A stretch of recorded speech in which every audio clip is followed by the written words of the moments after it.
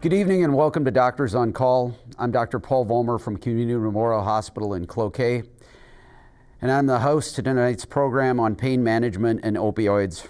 Our panelists this evening include Dr. Christopher Delp, an ER physician from St. Luke's Hospital, Dr. Ifeyinwa Igwe, a pain management physician from Essentia Health, and Dr. Timothy Kufahl, a family medicine physician from St. Luke's Medical Arts Clinic.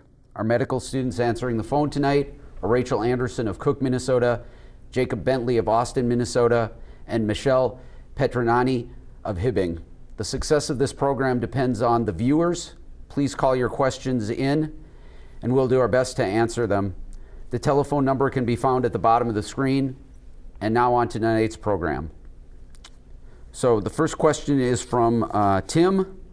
Why does my doctor want me to go to a pain program to learn how to deal with my pain? Oh, this is my question? It can be anyone's question. I can take that. Yeah. Dr. Igwe. Yep.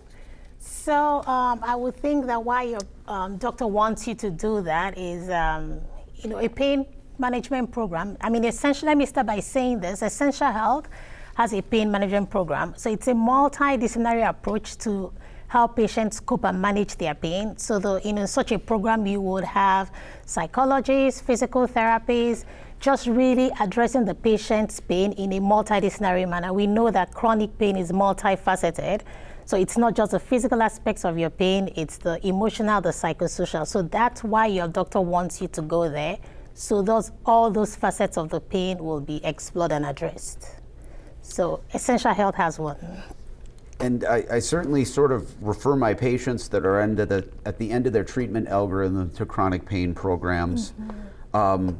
They're usually covered by insurance, family medical leave, and they really teach you sort of non-medical ways to deal with chronic pain when everything else hasn't worked. So lots on biofeedback and dealing with stressors that cause your pain and eliminating them. Yeah. All right. Our next question, Sally, also from Duluth. If the pain I feel is in my head, so she wants to know, is the pain I feel in my head? So, can I? Sure. Yeah. Dr. Igwe again. So this is what I would say. Most people think that when you have pain, it's just a physical symptom. But chronic pain is a lot more than that. So there's the emotional, psychosocial stressors associated with the pain. So your emotions do have some inputs into your pain experience. So the pain is not really in your head, but your emotions play a role in how you feel with your pain.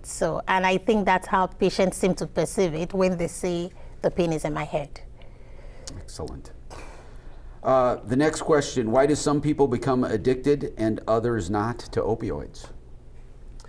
I can take that one. I work with a little bit of addiction, specifically Suboxone care. So addiction is, again, a very complex disease. Why are some people predisposed to it is a very difficult answer, but I think it stems from, again, a lot of things. Mostly sort of maybe childhood experiences, trauma that we've experienced in our past time, a feeling of connectedness to our communities. So if 100 people take a pain medicine and only a few of them get addicted, I think it has a lot to do with their past and sort of predisposing them toward an addiction. And again, that's it's a very complex disease. I think one of the biggest misconceptions about addiction is that it's sort of this shortcoming or this kind of behavioral shortcoming, whereas we know that the more and more we study it, it's a very complex biochemical, multifaceted psychological process. So. The next question leads right into that. Carolyn from Duluth. I've been taking opioids for years to manage my pain, and it works. Why should I stop? Good question. Yeah. So there are many reasons for that. It could be that I mean, I'm not sure the exact case in Caroline's case, but if for some patients, maybe your doctor feels like the opioids are not really addressing any improvement in pain or function. It could be that they feel like, behaviors related to the opioids, patients are exhibiting some aberrancy. It could also be that patient is, for some reason, not following the, the expectation or the set by the doctor. So, again, most of the studies now are really showing that, it's not really the best way to manage patients to have them on opioids. So, I'm not sure. Your doctor may have a reason, following that route, but it may just be that it's not the best way to manage your chronic pain at this time. Maybe adopting other modalities or approaches may be, important. Can I add? Mm-hmm. I think one of the things we know about opioid medicines is that the longer people are on them, what can happen is you can build tolerance to the medicines.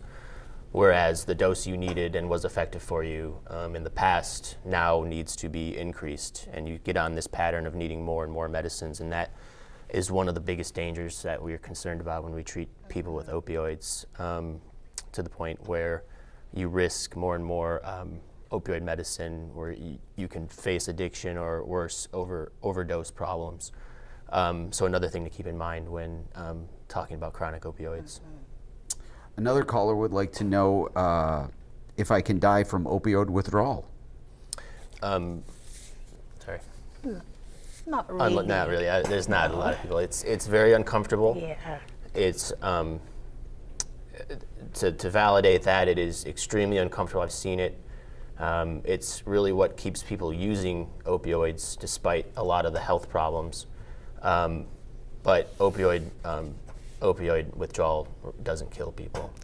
And then just to add to that, too, treating the symptoms of opioid withdrawal helps. So even if the patient is being taken off the opioids, your doctor could work with you to treat the symptoms you're having: nausea, abdominal pain, shakes. It can be very uncomfortable, but it can be treated, but shouldn't kill you. So support from your providers or people around you at that time can be quite helpful in guiding you through that period. All right. Another one on opioids. Charlie from Duluth. I got prescribed opioids after my surgery. Should I not have taken them? If I can jump in here, I think that's a big question in everybody's mind. Is we have this opioid epidemic, and so are opioids by their very nature bad? And from an emergency department perspective, I think that opioids themselves exist for a reason. They help with pain. But the role for that is very limited. After surgery, there's some very good data that shows that for longer than a couple of days, then they're bad. But a single dose, or for somebody who's in agony from an acute injury, there's a good role for opioids in that kind of pain relief.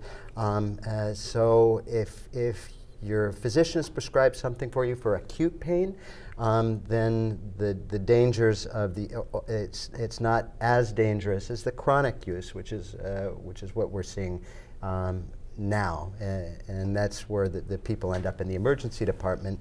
Is if they are taking it for a longer period of time, and then as soon as they go through that process of withdrawal, they end up back in the ER. Right. So can I add to that too?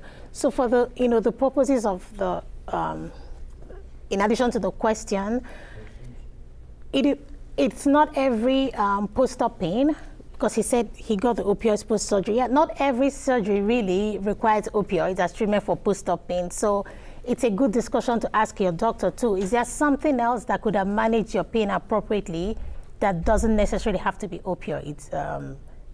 And if I could also add to that, because when we look at this opioid epidemic, and I think that's on a lot of people's minds, is this opioid epidemic. And the emergency department, if you look at all the prescriptions, they account for about 4% of all of the opioids prescribed. But it's oftentimes the place where they start. because they come in with an injury, so they get their initial prescription from the emergency department. So the ER has a significant role in starting opioids, and so what we are trying to do is exactly as you say. What other options are there to manage somebody's acute pain besides opioids, so that these people never actually get started on the opioids to begin with? And so we try lots of different modalities in order to manage pain through non-narcotic pain medications, which I think is very important. All right. Dick from Moose Lake. Why did my doctor give me antidepressants when I have pain but no depression? So, we get that question a lot. The way the antidepressants work, they also help pain by their mechanism of action. So that's why your doctor probably gave it to you. In some cases, patients have depression as a comorbidity of chronic pain, but sometimes we just use the antidepressant because of the way they work, because some of them also treat pain, or at least will, provide some form of analgesia. So yeah, that may be why. All right. Dr. Kufahl, this caller would like to know, what is Suboxone? What are the risks of using it? Yeah, good question. Suboxone is it's a brand name of a medicine which has two separate medicines compounded together. Buprenorphine is one of the medicines, and that's a long-acting, synthetically made opioid. And that is compounded with a medicine called Naloxone. And the reason it is because to keep the medicine safe so that it can't be tampered and abused. If you abuse the medicine or try to tamper with it, the Naloxone component of the medicine becomes active and it can't be abused. They usually come in films, and they can help people with opioid use disorder. Side effects of the medicine are, like any opioid, they can cause some constipation, they can cause some hot flashes, but generally, compared to other opioid medicines, they're very, very safe, and that's why we use them to treat opioid use disorder and addiction. Dr. Delp, how can emergency departments handle the influx of patients from increased overdose? So that's a great question, because that has impacted my practice considerably. Is all of this influx of patients, so it's not just in our community. This is nationwide. Overall, there's about 700,000 ER visits just from misuse of narcotic pain medications. So it's a huge problem nationwide, and so we have to target two things. One, we have to target the acute overdose. And because of the seriousness of those effects, these people take priority. They go into, we try to clear out a room in order to give them the antidotes. But it doesn't end there, because these people also need follow-up for their addiction and their problems. So we try to have a two-tier approach. One is the treatment of the acute overdose, and then try to get these people into follow-up using the community resources to try to get them help.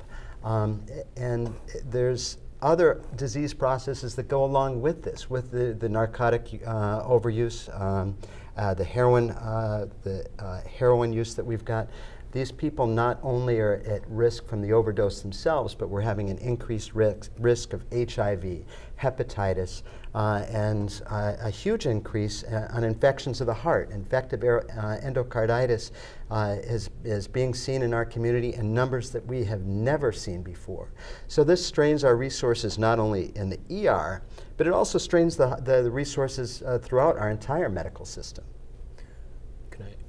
I would add, and maybe you can add to this, Chris, Naloxone, which I mentioned earlier, has been, is the antidote that Chris mentioned, and it's become more and more available. It's an injectable medicine. You can inject it or actually put it in the nose nasally, and that is what reverses the effects of opioids. And a big public health intervention that's been very successful in our community and everywhere is getting our first responders, policemen, our paramedics, people who are the first on the scene to treat overdose with Naloxone. And in fact, you can get it free just about at any pharmacy. So I guess a public service announcement if for anybody out there who battles with this or knows somebody or wants Naloxone, that's available to everybody. So that kind of patient may be a good patient to, of course, connect to addiction services, like really hand them over, not like say give them a number to call the next day. They probably wouldn't. So I guess that's an opportunity to connect them to some services, and if they're being discharged, that may be a patient, right? You discharge with Naloxone to take home, for safety. And we've seen a huge uptick in the use of Naloxone by people as well as by all of the pre-hospital providers, and it's been cost effective because oftentimes those people don't need as intensive emergency department services. But despite that, and when we track the increased use, we're still having increased deaths. I think last year we were around 370 deaths in Minnesota itself, and I think we're going to beat that this year, despite the increased use of Naloxone. So we've got to target more than just the antidote, and I think that's the point that they're making. All right. Lori would like to know if we all support the use of Suboxone. And I certainly do. Anything to help fight the problem and save lives. I do, yeah. Agreed. We have patients on Suboxone. So, but, I know that some people think that it's kind of replacing one addiction for another, but I don't think so. Some of those patients, having them on Suboxone, it prevents them from relapsing. They become functional individuals into society. They go back to work. They care for their family, and you prevent them from getting secondary infections, IV drug use. So for the most part, it works, but it's just one way of managing the opioid addiction. A patient on Suboxone still needs to connect, deal with any depression, anxiety, other problems that make it hard for them to stay sober. They need to continue to see maybe a counselor. They just need to be monitored. So again, it's that multidisciplinary approach. The Suboxone is not a fix. Yeah, very important point. Yeah. Not a cure. And make Yep. sure that every patient knows that this isn't a cure. You're not cured. You need to work on your treatment and recovery every single day of your life. And so a big part of my job isn't just prescribing Suboxone. It's connecting people with addiction and opioid use disorder to resources and community, because that's the real treatment of addiction. All right. Next caller, how can I manage my chronic back pain without opioids? And that's certainly a large part of my practice. Patients that have had back pain for 6 weeks plus, sometimes up to 40 years. Lots of steroid injections, radiofrequency ablations, implantable pain pumps, implantable spinal cord stimulators, and then of course almost everyone sort of comes to me with a history of chiropractic or physical therapy, things like that. So start out with ice, ibuprofen, rest, then on to physical therapy, and if none of that works, then come see a pain management physician like myself or Dr. Igwe. Yeah, I would add acupuncture is a good modality. And then just encouraging active lifestyle, even though that's sometimes no pain, no gain situation. But I think the more that you can do day to day and move your body and exercise, the better. I think there's some really good data about exercise in chronic pain.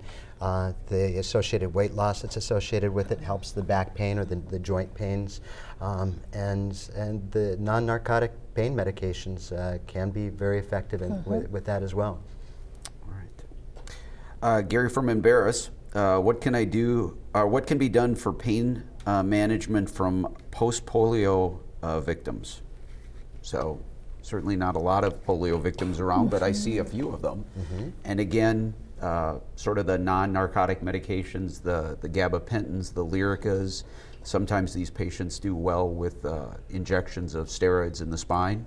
And again, if they have particular limbs that are involved, the spinal cord stimulators seem to work well for that radicular pain.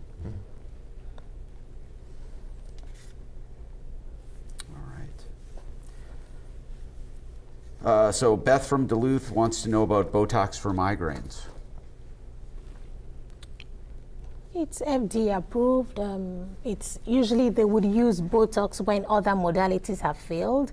They would have tried other medications and maybe non-medication modalities, but it's in an FDA-approved way of managing migraines, and in the right patients, it helps. Yeah.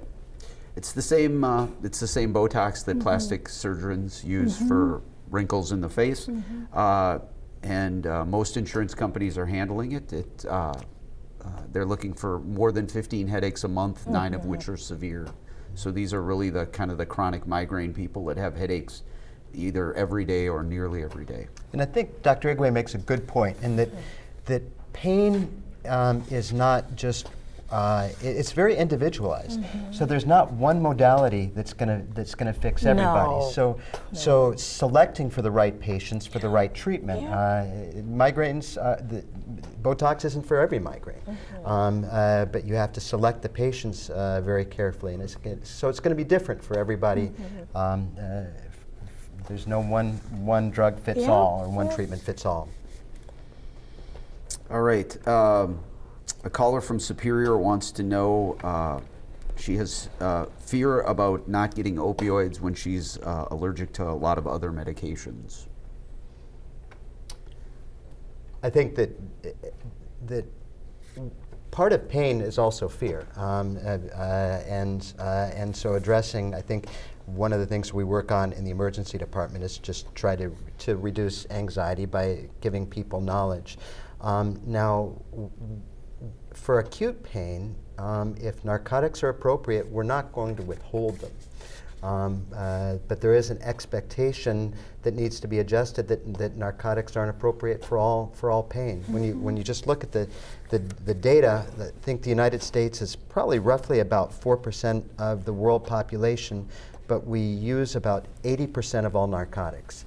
And I think we use about 99% of all hydrocodones. So there's clearly a pattern of overuse, but I think, again, in the right patient, and it's all about that patient selection, that narcotics are appropriate. So she doesn't really need to fear that, and that when she needs it, she will get it appropriately. And again, it depends on what type of pain she has. It could be something that's amenable to non-opioids, or even non-medication-based therapy. It could be amenable to acupuncture. So there are other ways the pain will probably be managed, even if opioids are not part of the treatment plan. Even in acute pain, we're using IV lidocaine for kidney stones and find it very effective for something like that, where it used to be that was kind of a standard narcotic pain medication use, but we can find that we don't even need to use it for some of those real acute pains, using nerve blocks instead of narcotic pain relievers. It's just to appropriately manage the pain. All right.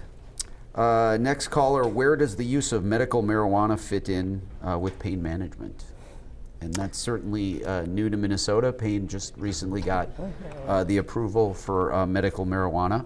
It's not a big part of my practice, but I certainly have some patients that are on medical marijuana, and it's kind of split. Some of them say it helps. Others said it just makes them funny in the head and their pain is still there. What's your experience?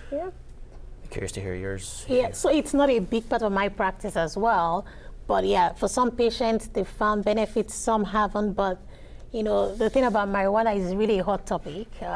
So some providers would say, they recommend it. Some still, will not recommend it. But we have to remember that, based on federal laws, it's still illegal. States have their own recommendations or requirements for medical marijuana. So I think that it's a toss-up. For some people, it helps. Some will say it doesn't. So, but I don't do it as part of my practice largely, no. All right. Beverly from Duluth, is the pain I feel in my head? I think we answered that. Did we do that one? Yeah. So maybe Beverly wasn't in the line, and the way I answered that was that it's not necessarily in your head, but that your emotions or your brain play a role in how you experience or how your overall pain experience plays out. And then, I would add to that, Beverly, that again, I talked about, managing pain is best done in a multidisciplinary approach. So look for, a chronic pain program that has multidisciplinary approaches to, manage the pain or help you manage the pain, yeah. All right. And I think this will be our last question. Is massage therapy beneficial for pain? Absolutely. Yeah. Like we said, there's no one modality for everybody. If massage therapy can be effective, just like marijuana is for some people, just like injections are for some people, and so I'd advise people to try it as a modality, and it can certainly be effective. Yeah. And there's no harm. Right. So. And Absolutely agree. Excellent. And yeah, it certainly works in with physical therapy and chiropractic. Okay, I want to thank our panelists, Dr. Christopher Delp, Dr. Ifeyinwa Igwe, and Dr. Timothy Kufahl, and our medical students, phone volunteers, Rachel Anderson, Jacob Bentley, and Michelle Petronani. Please join Dr. Ray Christensen next week for a program on infectious disease, immunizations, including Lyme disease, when his panelists will be Dr. Sarah Lund, Dr. Jake Paul, and Dr. Ken Ripp. Thank you for watching, and good night.